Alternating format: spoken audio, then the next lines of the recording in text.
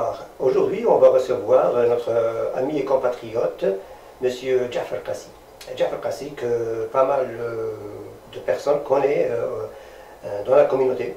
Il a travaillé dans les médias, il y a pas mal de choses, mais on ne va pas le présenter. Il va se présenter lui-même. Monsieur Jafar, bienvenue à l'émission. Merci beaucoup Kader, ça me fait vraiment plaisir d'être là et je voulais vous remercier pour l'invitation. C'est quoi votre périple de vie au Canada? Bonne question. En fait, je suis au Canada depuis 2003. J'ai bourlingué, comme on dit, à gauche, à droite. En venant ici, bien entendu, c'était pour faire que la famille soit dans de bonnes conditions, comme à peu près tout le monde qui vit au Canada, c'est de trouver cette sérénité, ce calme.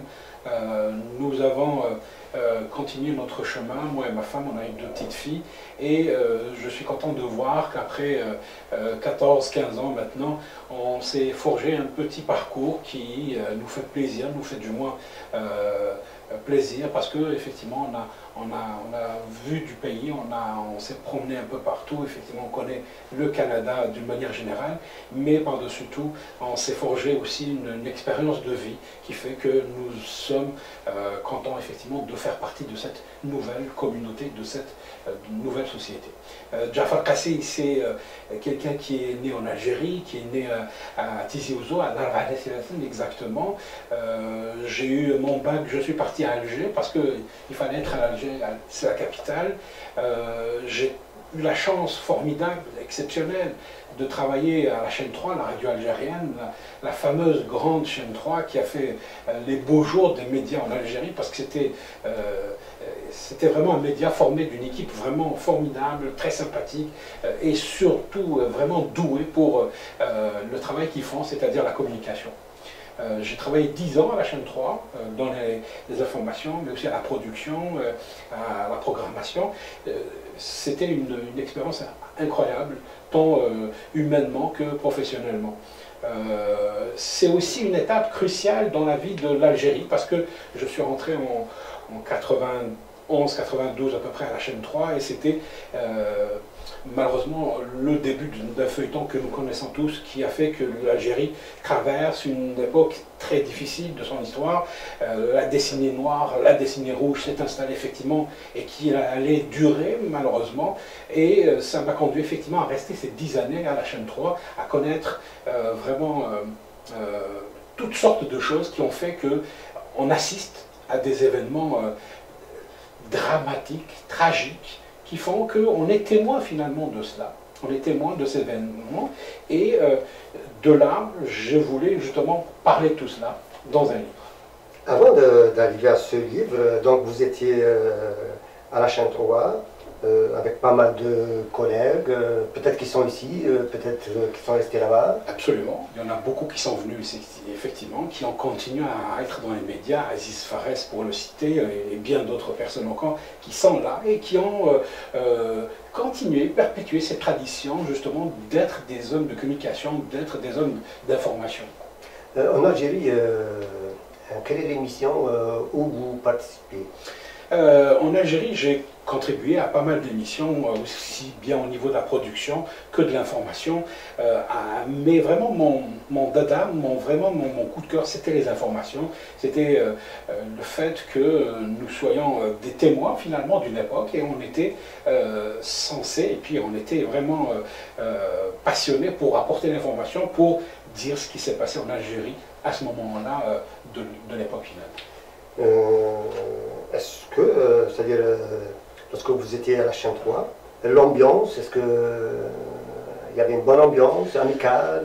Oui, absolument. Je le dis tout le temps, et je le dis avec grande réjouissance, la chaîne 3, c'est une grande famille. Pourquoi une grande famille? Parce que c'est des gens qui sont venus à la radio pour une passion commune, pour un but commun, celui d'informer, celui de divertir aussi, parce qu'il y avait une équipe dans la production qui était formidable aussi. Donc on s'est tissé, si vous voulez, des liens très familiaux, très cordiaux, et puis d'où cette ambiance a fait naître justement une chimie qui a fait que les personnes entre eux, non seulement se connaissent, mais s'aiment beaucoup aussi. Merci, Jafar. Juste, peut-être pour, avant d'aller le pourquoi de l'invitation aussi. Absolument. Donc, vous êtes venu ici, vous avez commencé à travailler à certaines places. Je pense que vous êtes parti à l'ouest, à l'est. Exactement. Vous pouvez parler un peu de ça? Oui, absolument. En fait, je suis arrivé donc en 2003. De là, je suis resté peut-être 2 ou 3 ans ici au Québec. Ensuite, une formidable et exceptionnelle occasion s'est présentée d'être journaliste à Radio-Canada, mais dans l'Ouest, effectivement. Donc, je suis parti au Manitoba, à Winnipeg exactement, d'où, justement, j'ai des souvenirs incroyables d'une communauté francophone qui œuvre et qui a œuvré à perpétuer leur langue maternelle, qui est le français, effectivement. Une minorité, dans un contexte anglophone très riche, très divers, mais c'est une communauté francophone qui a vraiment voulu tisser et puis préserver leur identité. J'ai travaillé 5 ans avec Radio-Canada à Winnipeg, une expérience très riche, très valorisante, et puis qui m'a permis vraiment de grandir et puis d'apprendre, parce que c'était des gens qui y avaient beaucoup de choses à donner, et en tant quelqu'un qui vient justement du domaine de la communication, de l'information, j'ai eu ce privilège d'assister effectivement à toutes sortes de traditions, d'us, de coutumes qui font que la communauté francophone du Manitoba, de Winnipeg, était vraiment formidable. En parallèle, j'ai grandi avec ma famille aussi, puisque ma première fille est née à Montréal, ma deuxième est née à Winnipeg, donc c'est une franco-manitobaine, hein, elle est née à Winnipeg, Léna. Et puis donc c'est ce cocon familial qui a fait que on grandit, on devient sage, on devient aussi mature, et puis on fait que l'expérience nous forge, et puis on sait que c'est un parcours qu'on doit faire et puis qu'on doit suivre, d'où justement cette expérience dans l'Ouest canadien qui est somme toute très intéressante. Merci Monsieur Jafar Kassi. On va prendre juste une petite pause, on va vous revenir juste après ceci.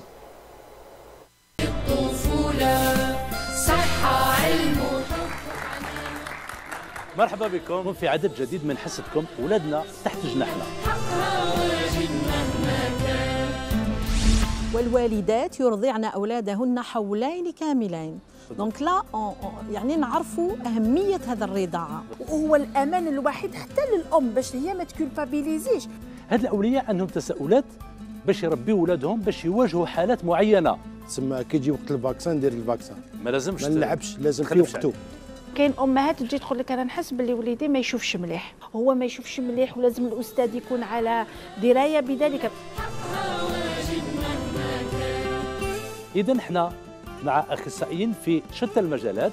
نشكرهم ولادنا هذو، انا حياتي كلها مع الاولاد. يعني بين البرنامج المسطرات والمديريه العامه للحمايه المدنيه باش نوصلوا مسعف لكل عائله. لازم يقول لهم بالك تقيوه بالك ترقدوه. واش تقول للاطفال اللي يشوفوا فينا دركا على قرايتهم على الواجبات المدرسيه تاعهم؟ نقول لهم يا اطفال قراو مليح حتى ننجح نبذل جهد. اضافه الى برنامج عمو يزيد ولادنا تحت جناحنا، حصه جديده تخص الاولياء تجيب على أسئلتكم مع أخصائيين في شتى المجالات في هذه الأوقات على الشروق العامة.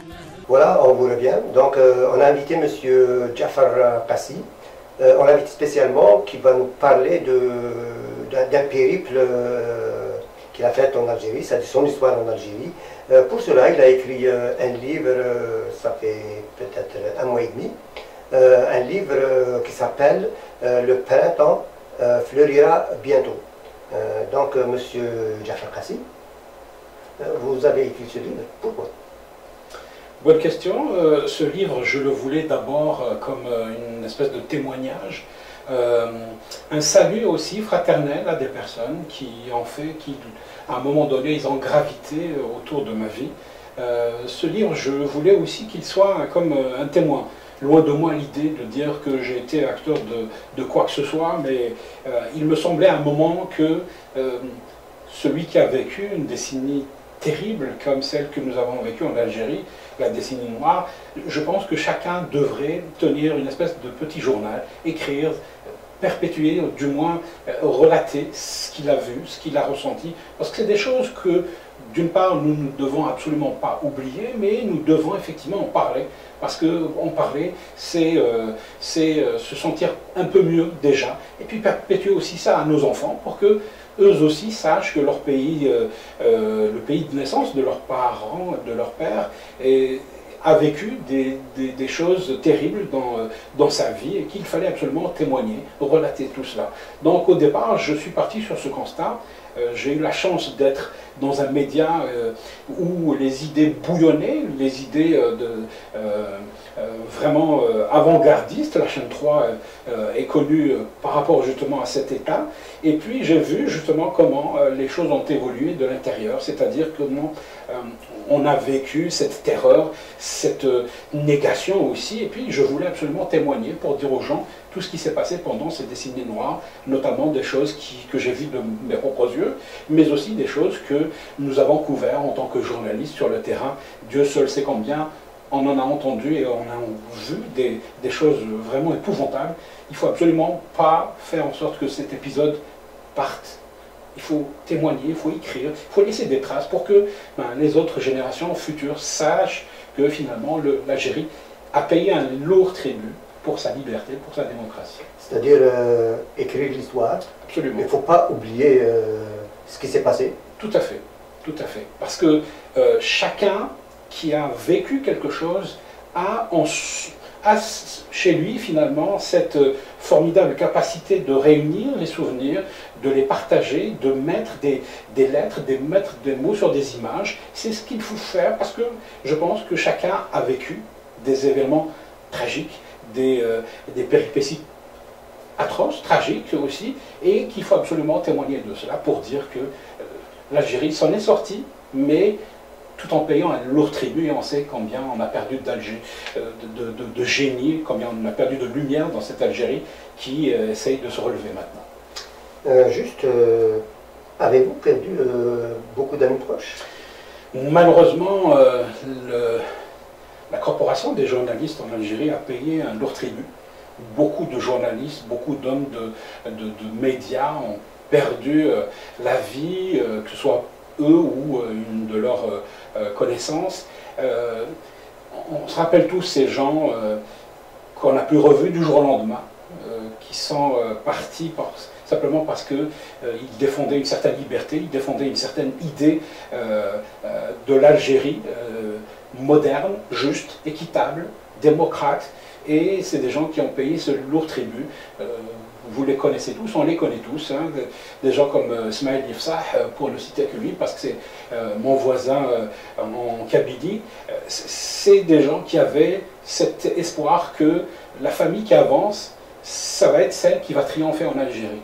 Ils lui ont coupé la vie, malheureusement, mais ils ne lui ont pas coupé l'espoir, parce que jusqu'à présent, on cite encore son nom, en bien, mais on cite aussi son travail, sa rigueur et sa courtoisie.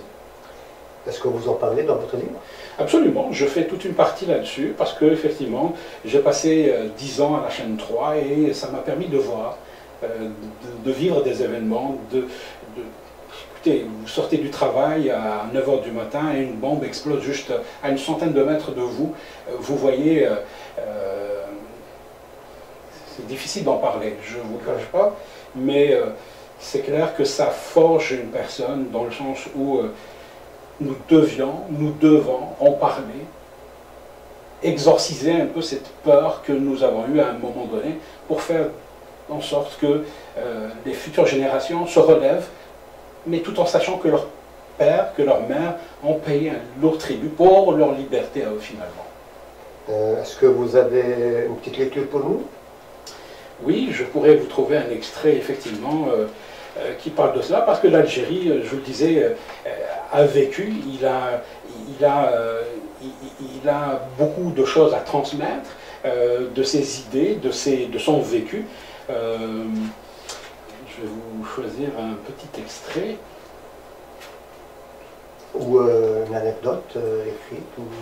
L'anecdote, vous savez, le livre fourmille justement de cela, de choses qui ont fait que à un moment donné, on se dit que personne ne va s'en sortir finalement, parce que c'est vrai que l'époque était difficile, c'est vrai que les événements étaient là, mais il fallait tenir. Comme je le dis d'ailleurs juste au début ici, c'est du livre 1990-2000, les bombes explosent un peu partout à Alger, le pays connaîtra durant cette décennie un des pires moments de son existence, et dans ce tumulte, semé de déflagrations, d'attentats, un jeune homme cherche à comprendre pourquoi cette descente aux enfers, pourquoi toute une génération sacrifiée par la bêtise des chasseurs de lumière, ce jeune Algérien amoureux, fou de son pays, est carrément dans la gueule du loup, car Alger brûle sous ses yeux.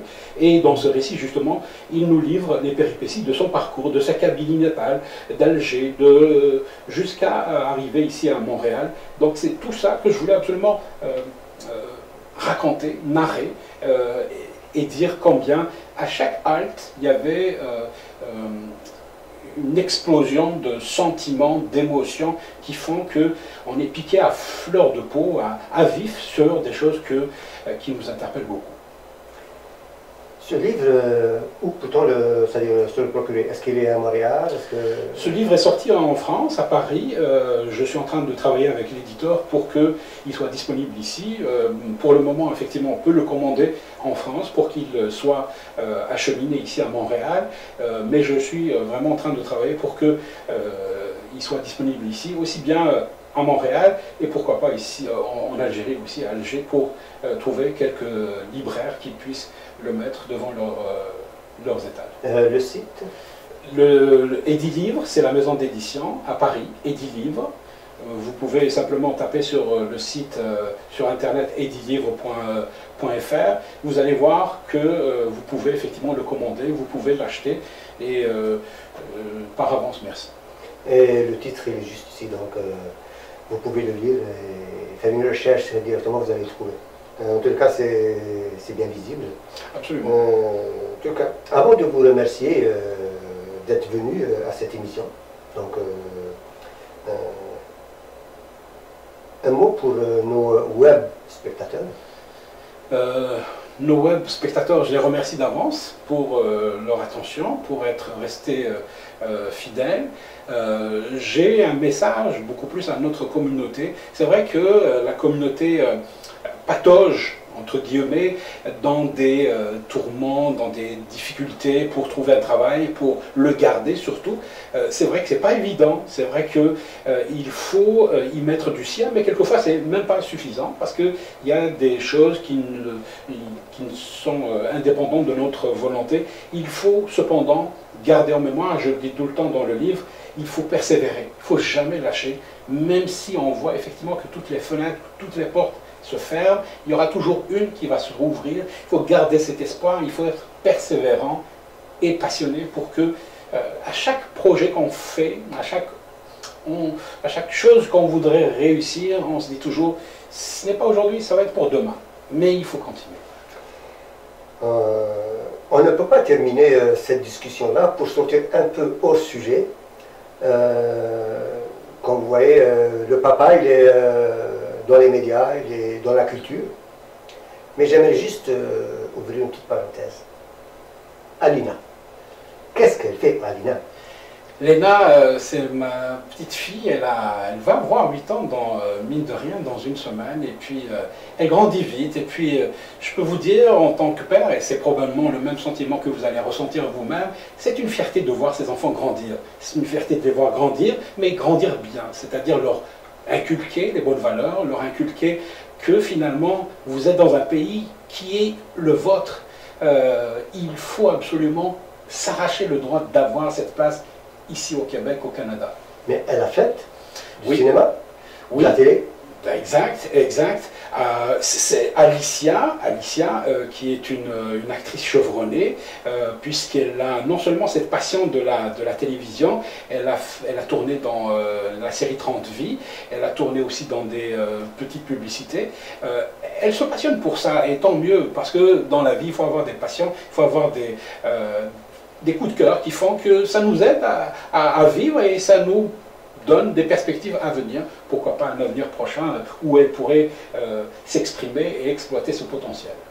C'était juste pour ouvrir une parenthèse, c'est-à-dire que nos enfants aussi, il faut qu'on les rapproche avec nous. Je pense que vous avez déjà remarqué sur Saint-Louis Web TV, Myriam K, bien sûr, c'est ma fille. Et elle participe, on fait participer nos enfants. Si vous voulez faire participer vos enfants, ou vous avez un projet pour vos enfants, soyez les bienvenus, il n'y a pas de problème. Donc, vous nous contactez, comme c'est mentionné en bas, c'est kztv@saintlouiswebtv.com.